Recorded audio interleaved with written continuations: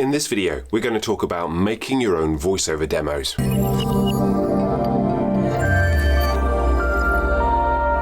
Whether or not you should make your own voiceover demos is a huge, raging debate which goes on and on and on and on, and depending on who you talk to, you'll get a different verdict. There are those people that say that you must not organize recording your own demo until you've paid multiple hundreds, if not thousands of pounds or dollars to work with a voiceover demo of a certain level, and that's after you've done years and years of training or months and months of training, depending on your ability.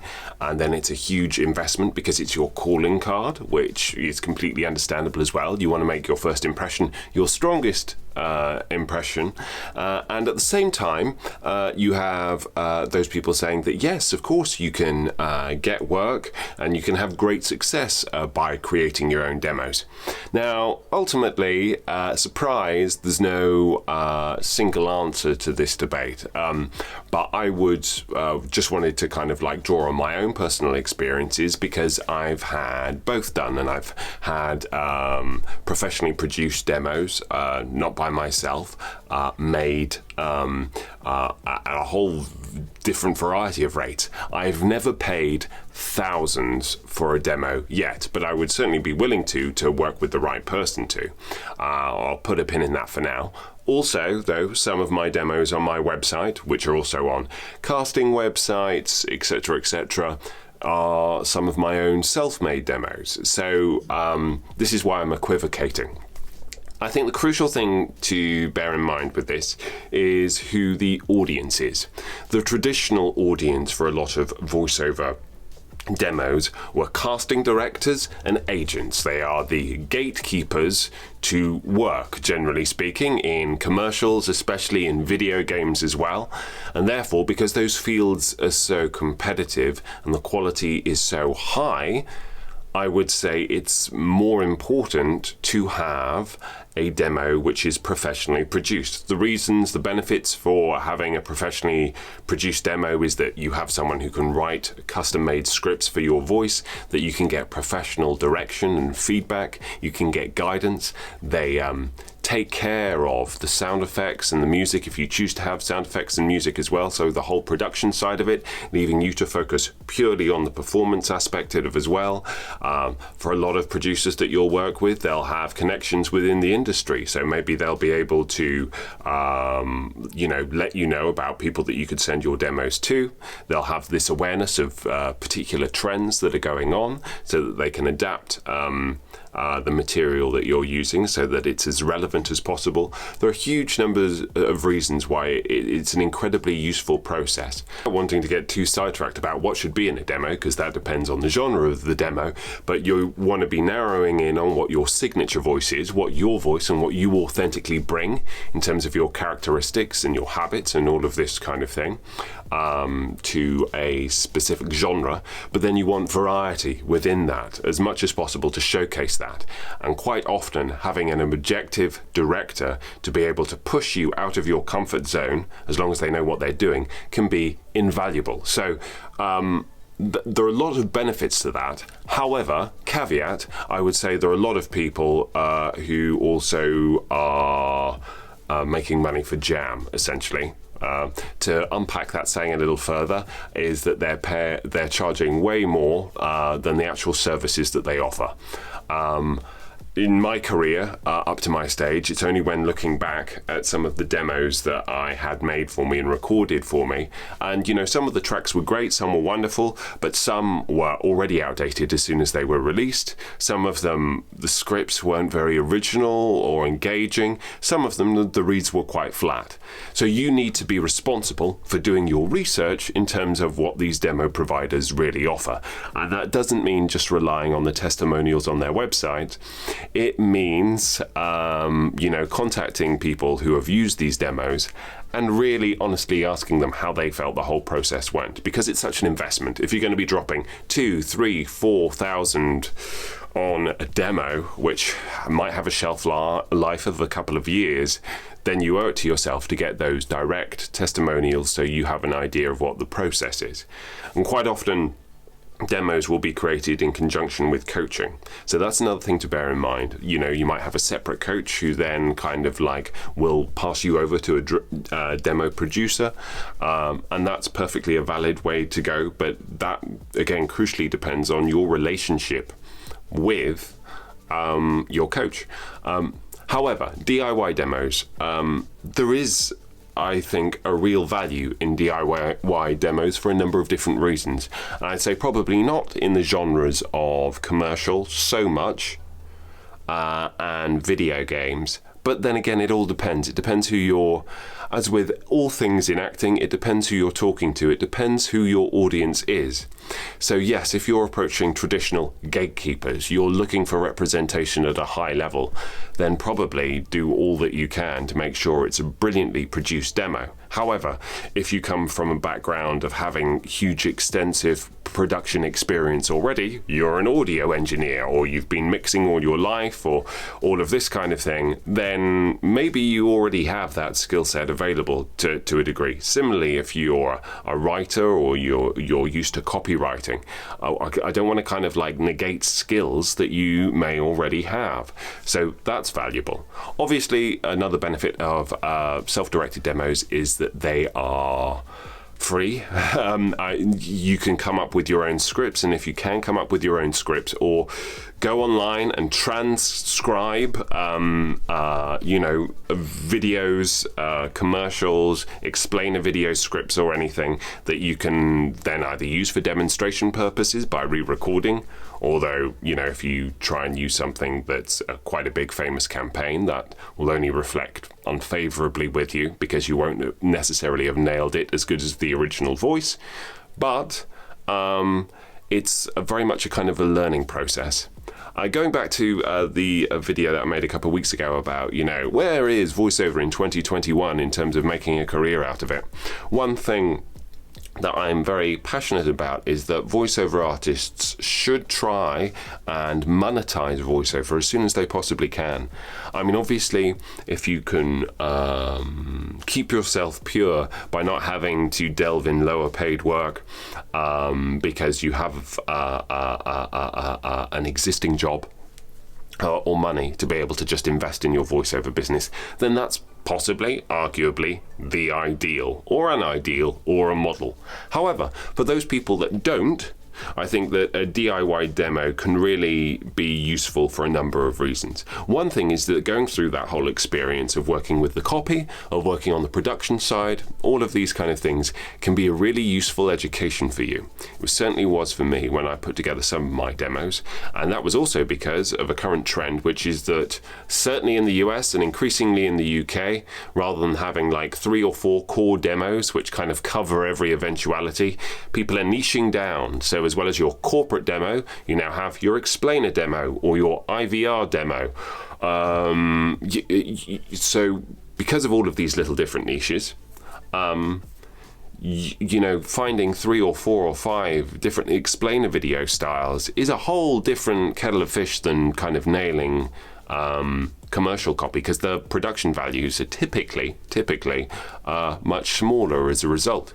There's also the thing about like getting into the habit of any work that you do record that you ask for a copy of at the end, or at the very least you make a note of it and you scour YouTube at the end of every week to see if you can find it so that you can rip it off and add it to your portfolio, because this is a good habit, first of all, in terms of like being able to build an actual video portfolio so people can watch the work that you've been doing as well as just listen to it. But it's also a valuable thing in terms of like it gives you ready-made examples of finished work where the production has already been done that you could possibly use in a DIY demo, or use it as an inspiration if you think that you could do better. So there are advantages to all of that kind of thing in terms of the level of experience that you're at. In terms of how to monetize a DIY demo, well, I don't think you would be reaching out to these agents or these casting directors with DIY demos. I wouldn't recommend that, but there are freelancing sites. Some of the pay-to-play sites maybe as well, it's arguable. Anywhere where, in actual fact, the whole idea of a demo is to just give a brief demonstration of what you can do, and then you'll actually be asked for a custom audition a lot of the time in order to be able to book stuff. But if you're dealing with IVR, or if you are dealing with explainer videos, or something where the reads, are a bit more kind of straightforward, possibly, I'd say, then that's a really useful thing to kind of like focus on and maybe start to monetize, so that you can invest in the training and the coaching and to be able to go with a really good demo producer that can really make a difference. I think kind of like regardless of this as well, because tastes are continually developing and trends are evolving and all of this kind of thing, you need to be aware that the market seems to be shifting. Well, it's continually shifting and evolving, obviously, but in terms of like small samples, in terms of small samples, a lot of people, there's like Voiceover, for example, which is a player which it can play your entire demo, but then it'll play the individual tracks in their entirety as well, which is quite useful.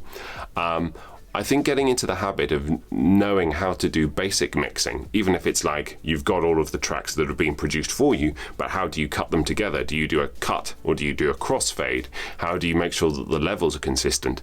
That is something that you as a voiceover artist should probably take responsibility for, because as tastes change, rather than recording demos in their entirety, I think it's much more useful to think of them as ongoing projects that you can add and subtract as you go, rather than throwing out the baby with the bathwater. If you've got, 3 or 4 core reads which are booking for you consistently already, okay, so maybe it's about augmenting those 3 or 4 reads with another 2 or 3 auditions, additions even. Speak for a living, it's great. So, and that could be self-produced, or it could be a question of you going to a professional demo producer again, same one that you used previously or what have you, and going, right, I don't want to record an entire demo, I want to pay less and only focus on 2 tracks. Is that possible? So that again, you're kind of, if you see a particular gap in the market, you think, oh, I don't have that cool, indifferent, conversational vibe read, and I really feel as if I could book in that area in my commercial demo, then go out, get a couple of examples as a reference, go to a demo producer that you trust and invest in that recording, and then you've added that to what you already have, as opposed to, right, I've got to start at ground zero and I've got to come up with 5 or 6 reads to do anywhere between a minute to 2.5 minutes, depending on who you talk to. I think it's important to kind of reframe that idea, and so rather in terms of it just being the entire demo, which is an untouchable thing that is produced for you on a platter, that you think of it in terms of individual tracks that you can begin to develop, and augment as you see fit. I suppose the proof of the pudding is if you're booking work in any way, shape or form, and the crucial thing for me is that having got to this level of experience, I've been able to replace some of the work that I was not happy with that had been produced for me with stuff that had been produced by other people, and other tracks that I replaced with ones that I either wrote myself or which I transcribed and then recorded myself. And then it's a question of, are clients citing these examples when they're booking me? And if they are, then great, then I know that that's a keeper. And if they aren't, then, be open to kind of feedback from various people, see what they think.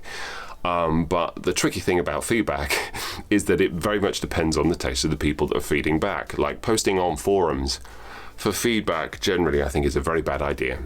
It's about, again, cultivating people that you trust, relationships with people that you trust. And that could be clients, that could be certain other voiceover actors that you rate.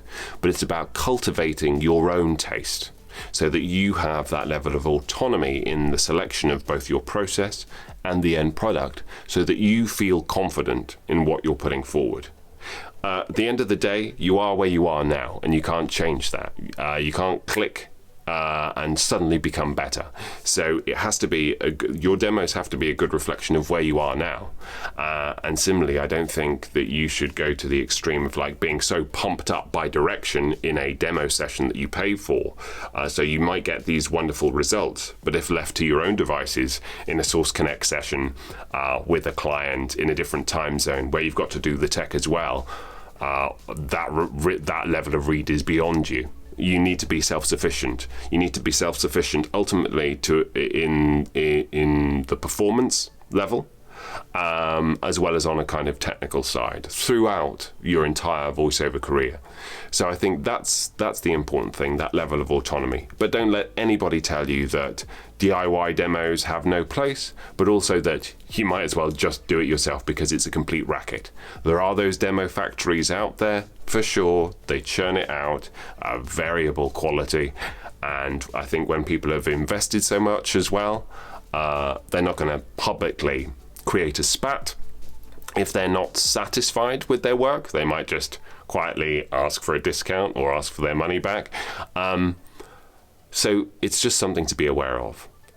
Hope that was of some use or interest anyway. Please do check out my website and let me know in the comments below if you can work out which demos were self-produced and which ones were professionally produced, because I'd be really curious to hear. But thanks very much as ever for putting up with me. Please do like, subscribe and all that good stuff. And I look forward to seeing you next week.